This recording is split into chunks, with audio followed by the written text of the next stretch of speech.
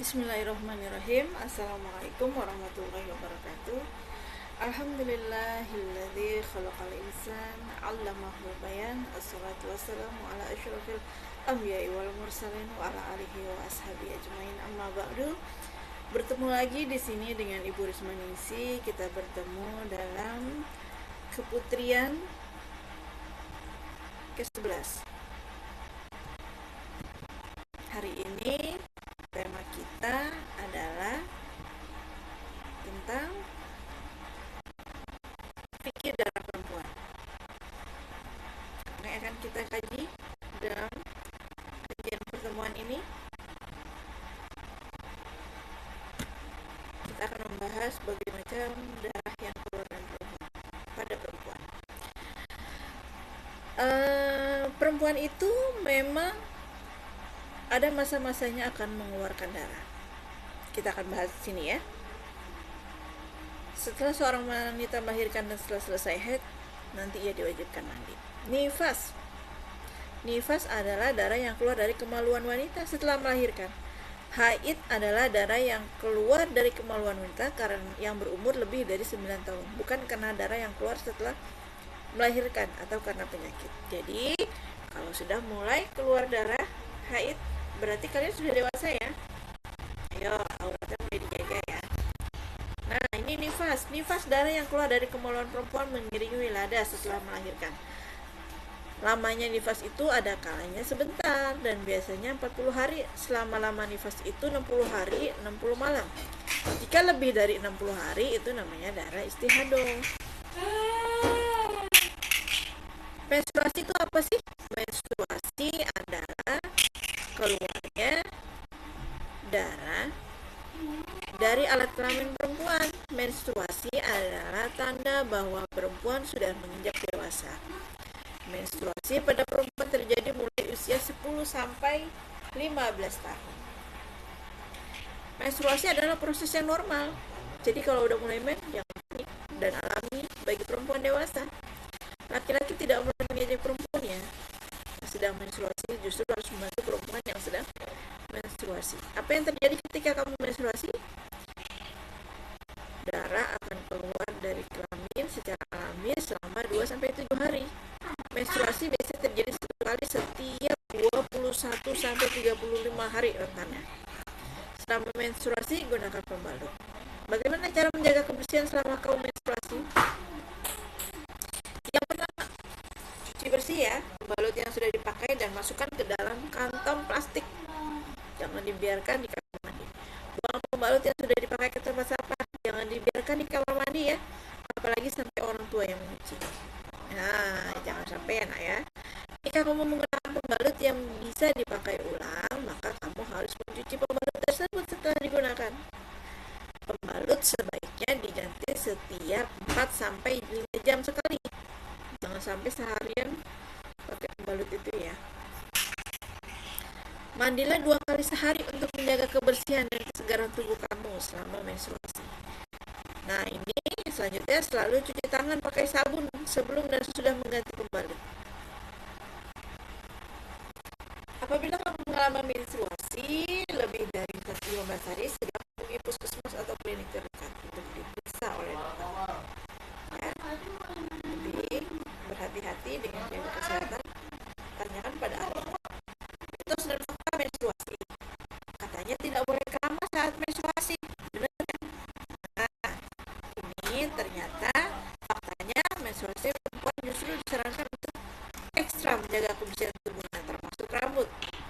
Rambut bersih justru meningkatkan percaya diri kita, merasa lebih bersih dan wangi. Katanya minum soda mempercepat menstruasi.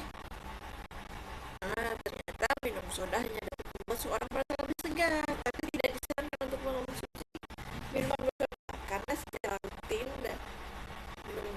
rutin dalam jangka panjang karena dapat mempengaruhi keseimbangan nutrisi dalam tubuh yang dapat mempengaruhi siklus menstruasi. Wah, ternyata bahaya ya. Nah, jangan sampai ya. Nanti minum soda lagi. Terus katanya tidak boleh membentuk kuku, memotong rambut saat menstruasi. Potong kuku dan memotong rambut adalah bagian dari kebersihan diri dan dapat dilakukan kapan saja, termasuk pada menstruasi. menstruasi biasanya kan cuma seminggu ya, kan waktunya secara normal biasanya cuma 7 hari. Jadi lebih baik tetap potong dulu seperti biasa ya. Usahakan tentunya tuh dari hari Jumat terus lagi Jumat sesuai dengan sunnah Nabi. Nah, ibu mengingatkan, ayuridillahu khair yufaqihu fiddin.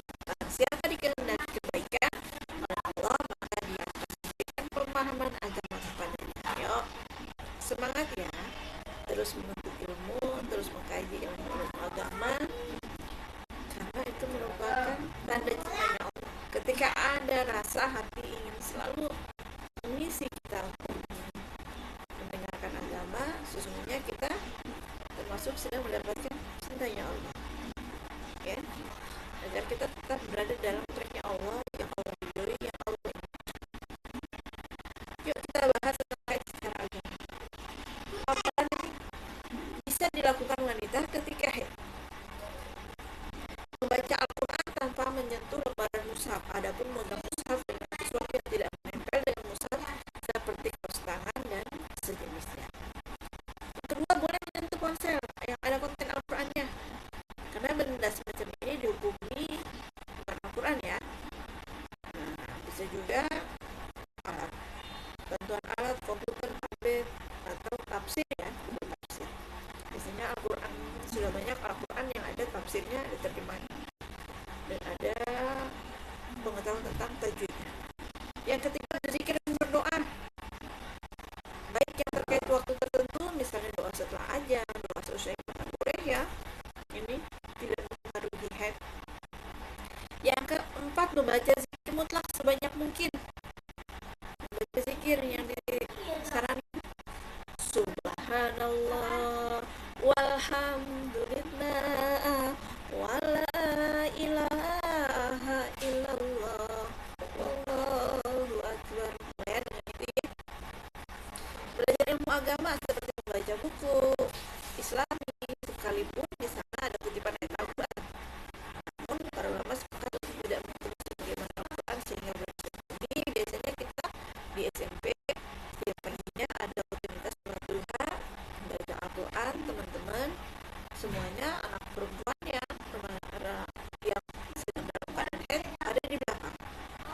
Ayo jaga ya, jangan sampai kita berisik malah mengganggu orang yang sedang melakukan zikir dan mendengarkan tausiah-tausiah yang sedang ibu guru sampaikan. Tapi kita menjaga adab kita untuk tetap sama-sama mendengarkan bacaan Al-Quran. Insya Allah orang yang membaca Al-Quran dan yang mendengarkannya pahalanya tidak dikurangi sedikit. Mendengarkan ceramah, bacaan Al-Quran atau semacamnya ya, kita bisa mendengarkan ceramah, bisa juga tetap mendengarkan bacaan Al-Quran pada saat kita kumpul di masjid, rutinitas sholat duha ya. Nanti ketika kita sudah menarik dalam keadaan normal, mudah-mudahan kita segera dalam keadaan normal, sudah cepat kembali pulih, tidak berada dalam suasana pandemi COVID seperti ini ya. Mudah-mudahan Allah segera mengangkat wabah penyakit. Yang ketujuh, amalan ibadah yang bisa dilakukan wanita ketika haid, yaitu bersedekah, infak, atau amal soleh, amal sosial keagamaan lainnya. Nah, masih banyak yang bisa dilakukan ya buat orang ketika haid, dia tidak dalam keadaan sholat, tapi dia tetap bisa bersedekah, infak, ikut kegiatan sosial keagamaan. Yang kedelapan, jika kamu mungkin adalah seorang guru, mengajarkan anak-anak di rumah, bantu ini menyampaikan kajian, sebenarnya harus mengutip ayat Al-Quran. Dalam kondisi ini dia sedang berdalil dan bukan membaca Al-Quran, jadi boleh ya. Ini amalan-amalan ibadah, 8 amalan ibadah yang bisa dilakukan waktu wanita haid atau anak remaja putri dalam keadaan haid. Lalu apa larangan muslimah saat haid dan nifas? Sholat baik wajib maupun sunnah ya, nggak boleh ya. Puasa wajib maupun sunnah, puasa juga nggak boleh. Yang ketiga, menyentuh Al-Quran, jangan sengaja menyentuh Al-Quran ya. Tetapi kalau dalam rangka untuk menyelamatkan Al-Quran karena jatuh, tentu malah dianjurkan. Membaca Al-Quran kecuali tanpa menyentuhnya. Boleh baca Al-Quran, tapi jangan menyentuhnya. Kalau bisa yang Al-Quran benar-benar murni Al-Quran ya, tapi kita pegang yang ada tafsirannya, ada terjemahannya, atau juz amma. Berdiam diri dalam masjid, usahakan untuk tidak berdiam diri di dalam masjid. Karena apa? Takutnya dalam keadaan deras kita tidak bisa mengantisipasinya, malah berantakan. Mudah-mudahan ketika head kita lebih paham, lebih baik berada di tepi masjid ya. Tawaf ini pun tidak boleh untuk orang head dan nifas. Berhubungan badan, nah ini buat laki-laki dan perempuan dewasa ya, atau yang sudah menikah. Talak, nah ini talak pun tidak boleh, harus dalam keadaan 3 kali suci, sudah benar-benar rahimnya dalam keadaan tidak ada janin ya, baru boleh ditalak. Selanjutnya, bolehkah membaca Al-Quran saat haid dan nifas?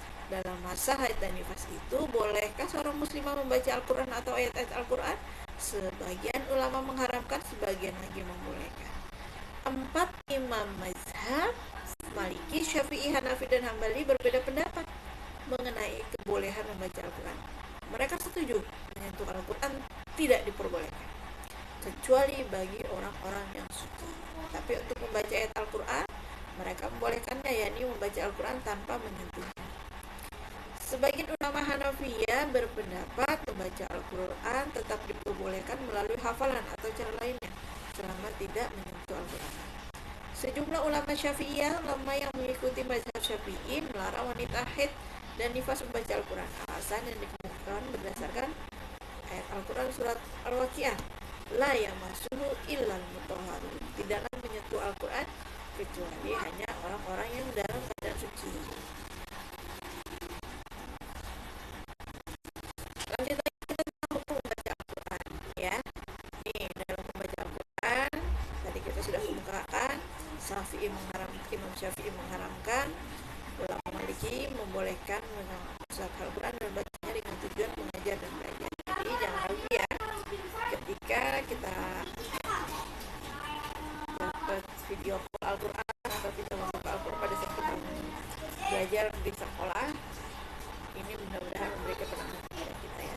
Di antara dalil yang membolehkan orang junub dan perempuan haid atau nifas membaca Al-Quran adalah hadis dari Aisyah, ia berkata, Nabi biasa berzikir atas segala keadaannya. Dalil-dalil tentang haid apa? Wa yas'alunaka 'anil mahid qul huwa adza fa'tazilun nisa fil mahid.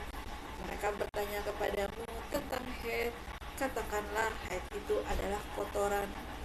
Nah, jadi haid itu adalah dalam keadaan kotor. Makanya la yamassuhu illal mutahharun, tidak boleh menyentuh kecuali orang-orang yang suci. Kecuali di sini ada ulama yang membolehkan karena untuk dalam rangka belajar dan mengajar. Sabda Rasulullah lagi apa?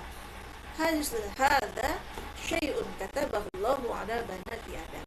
Haid itu adalah sesuatu yang ditakdirkan Allah kepada cucu wanita Adam. Anak perempuan ini sudah ditakdirkan Allah. Jangan menyesal, jangan merasa nggak enak ya jadi perempuan ada haidnya, diikhlaskan saja. Takdir yang Allah sudah berikan.